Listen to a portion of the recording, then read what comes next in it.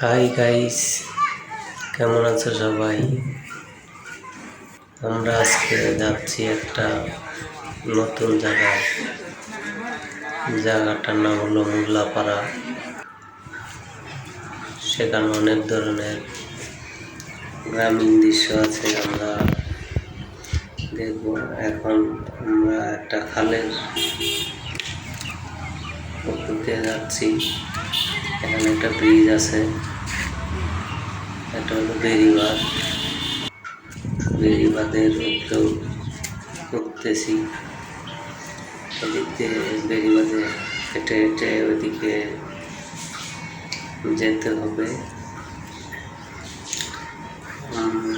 যাচ্ছি, অনেক লোক বিকালবেলা ঘুরতে যাচ্ছে। দুই সাইডে অনেক সুন্দর দৃশ্য, বেড়িবাঁধের দুই সাইডে অনেক গাছ, প্রচুর গাছ, অনেক সুন্দর একটি রাস্তা। এটা একটা সাঁকো খালের উপরে নির্মিত। বেড়িবাঁধ থেকে অনেকে এদিক দিয়ে যাওয়া আসা করে। এখানে একটা সুন্দর একটা বাঁশের সেতু বানিয়েছে, দেখো অনেক সুন্দর। একটু তোমাদের দেখানোর জন্য ভিডিও করলাম। খালের উপরে বেড়িবাঁধের নিচ দিয়ে যে খাল, অনেক সুন্দর। এখন আমরা আবার সামনের দিকে যাচ্ছি।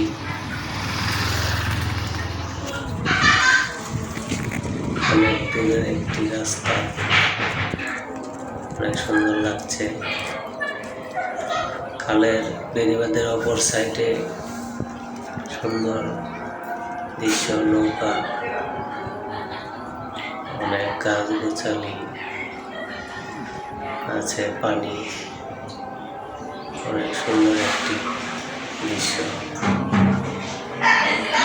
নৌকাতে ঘাস কেটে আনে, এজন্য এটা এখানে রাখা আছে।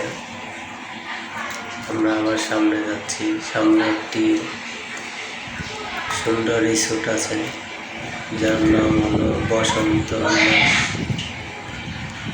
অনেক ঢাকার থেকে অনেক লোকজন এখানে আসে। দেখেন, এটা হলো বসন্ত বিলাস লোকাল গেট। অনেক সুন্দর একটি জায়গা,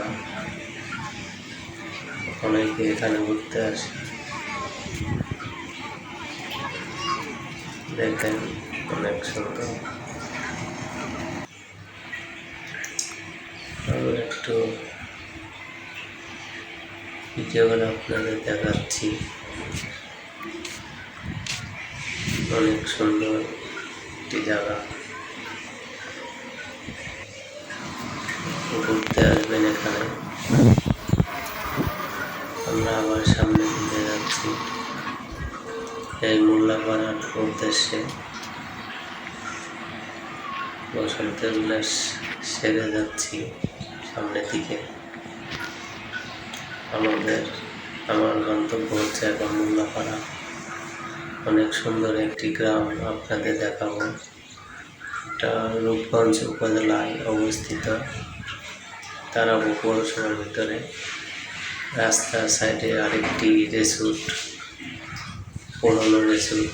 এখানে এখন আর লোকজন আসে না, কিন্তু অনেক সুন্দর একটি জায়গা। তো এখানে একটু ঘুরে আসলাম, কেমন দেখাচ্ছে জায়গাটা? অনেক সুন্দর না? আপনারা কমেন্ট করবেন কেমন লাগলো জায়গাটা। আমরা আবার আগাতে যাচ্ছি সেই মোল্লাপাড়ার উদ্দেশ্যে। এখন অবশেষে এসে বললাম সেই মোল্লাপাড়া গ্রামে। শুধু জায়গা অনেকেই করে রাখছে, এখনো ঘর বাড়ি করা হয় না। এগুলো ঘর বাড়ি করা হবে।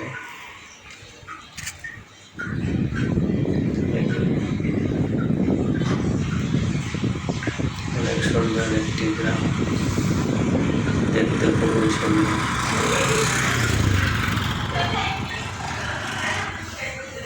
অনেক বাড়িঘর আছে, দূরে দূরে ফাঁকা ফাঁকা বাড়িঘর। গ্রামীণ দৃশ্য খুব সুন্দর। তাল গাছ আর ধান লাগানো হয়েছে, আমন ধান।